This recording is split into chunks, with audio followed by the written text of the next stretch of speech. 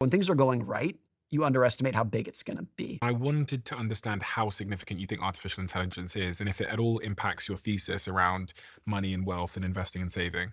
I'm not even remotely an expert in AI, but as someone who's looked at like the history of technology, one thing that sticks out clear as day when you study technology, when in hindsight, when you're looking at a new technology that you know went on to change the world, the computer, the car, the airplane, those things, when you know like this was a turning point in civilization, if you go back and look at what the optimists were saying at the time, they massively underestimated it. And that's what the optimists were saying. Forget the pessimists on it. So I think it's true that in a lot of things in life, I think it was Peter Thiel who said this. He was like, when things are going wrong, you underestimate how bad they're going to get. But when things are going right, you underestimate how big it's going to be. And it's clear that AI is right. And so it's almost certainly the case that even the optimists, even the Sam Altman optimists, are underestimating where it will go.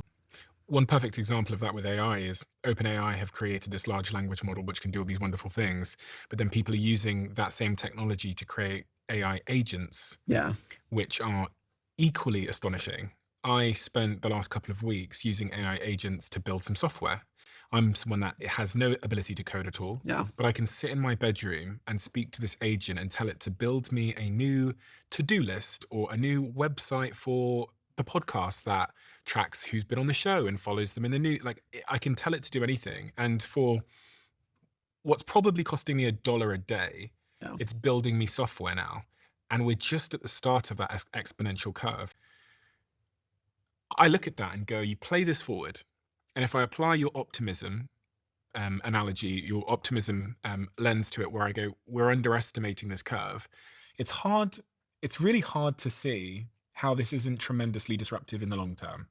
Not even in the long term, but in the short term. You can multiply that story by 10,000 different versions of that story for 10,000 different jobs. Right there in my just like tiny little world of, I really don't know anything about AI, but interior designer, editor, go on down the list of jobs that like literally 3 months ago, I would have been like, oh, that's a very valuable job. And all of a sudden you look at this tool for $1 a day, as you said, you're like, it's pretty good.